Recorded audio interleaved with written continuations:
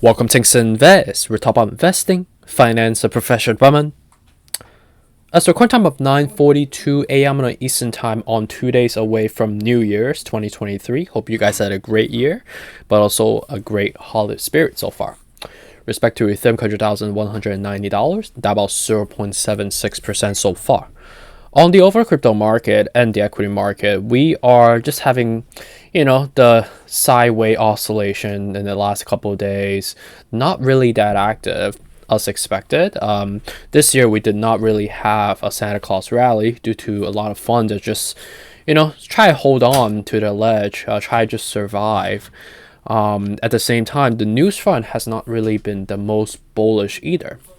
Right, just collectively, there are multiple factors that are on the news. I mean, they all have different prioritization in terms of the seismic driver, right? If you count them one by one would be the CPI FOMC meeting that happened, depicting obviously what has happened with respect to the efficacies of the 5 rate hikes that we have had so far: 475 basis point, 150 basis point, and the outlook for 2023 seems like, based on the verbiage that we heard from Jerome Powell himself, it was non-confirmatory, but it was definitely more of a harsher tone, if you may, indicating that a recession might be in place.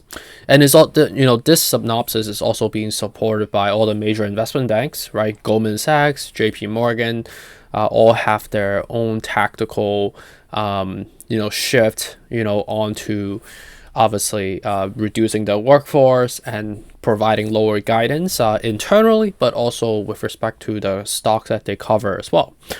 On the corporate side, obviously a lot of companies like Twitter, Google, Facebook have all laid off a significant amount of employees in the last couple of months so far. But seems like on a high level outlook perspective, we understand that many corporate companies are have reductions on a headcount plan sometimes in Q1.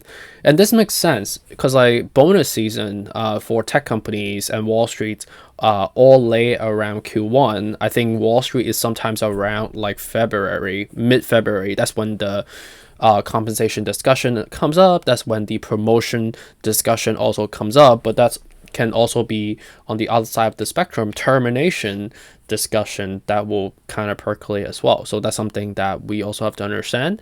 And all of this will have direct correlations to the job numbers that the Fed has as their mandate, right? In addition to that would be a slowdown of Q1 in the global economy. Knowing the fact that China is one of the key drivers of the global economy, and we understand that February is going to be half of the month because of Chinese New Year. So automakers, logistics supply, manufacturing companies will have a half a month technically, because of just it'll be basically people go on vacations and things like that, and they will shut down their factory subsequently. Which will show a lower projected guidance compared to Wall Street expectation. But we'll see how that goes, right? Because despite we understand that Wall Street will have a lower expectations for Q1, COVID is also another factor that's lingering in China. It seems like the cases are spiking. So that's another kind of exogenous factor that we need to kind of think about.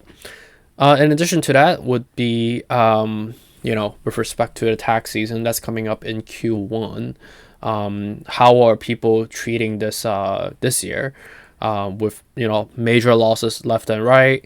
Are there going to be just write-offs altogether to for the tax treatment, or are they going to keep holding? And how are they going to be shifting their portfolio to pay off tax that they have had for last year? These are all things that we need to kind of noodle on a little bit, right?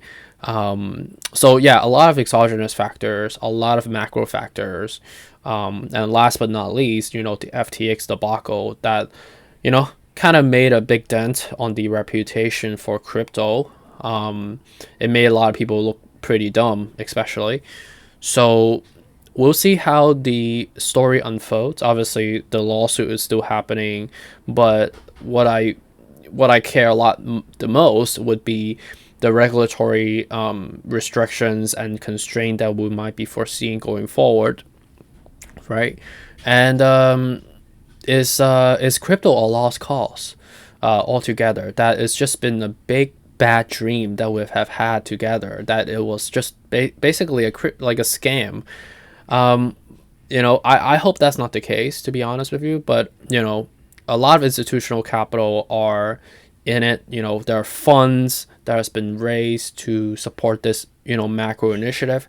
But with the whole debacle of what happened, and just with respect to the wipe off of the capital that we have seen across the spectrum, it definitely just once you lose trust from institutional investors, it's going to take a lot of time to kind of build this back up, especially the mantra of the backing of institutional capital stem from their own due diligence, which they have collapsed. It's you get the dynamic of the situation, right? So it's the whales are the one that drives up the crypto market. The whales are the one that have the most market power. Now they're the one in the reds. Now they're the one in the hot water, legally, financially, etc.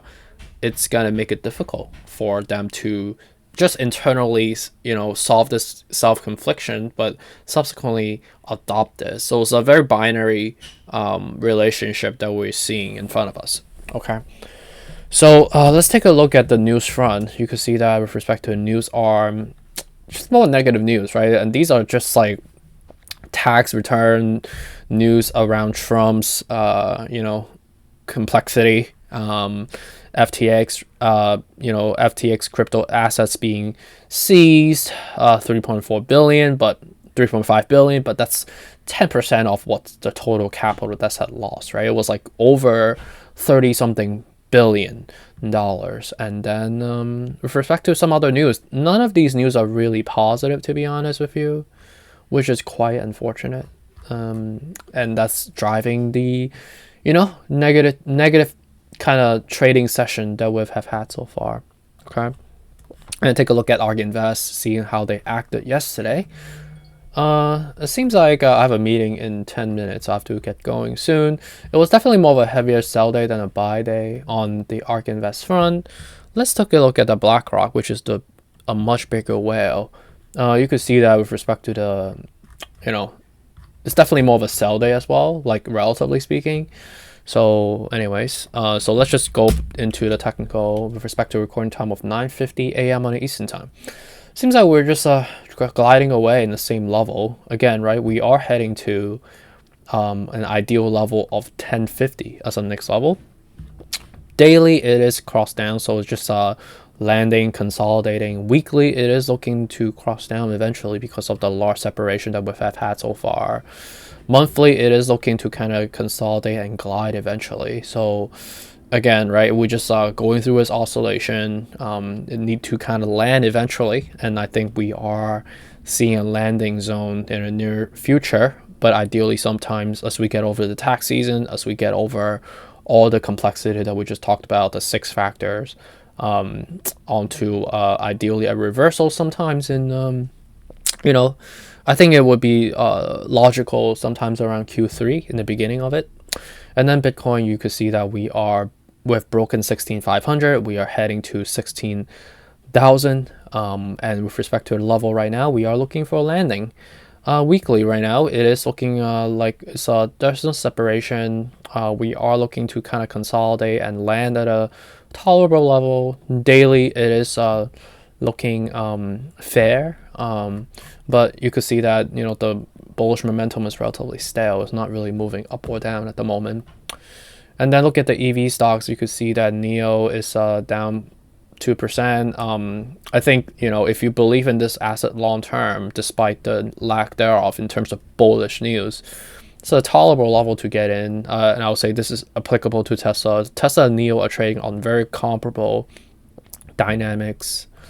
And then look at the index front. Lastly, you could see that we are still in the oscillation mode, looking to form a reverse head and shoulder, right? Which is the head is right here, 350.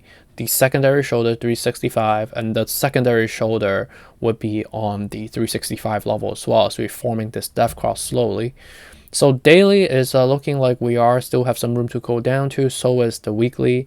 But as we get over that hump, we would ideally see that monthly reversal, which is, again, sometimes I think ideally in Q3 would make some sense for us. Okay. Well, so I appreciate you for joining me today. Have a good rest of the Friday. Happy Friday. And I will check you guys on the last day of 2022 tomorrow. Take care.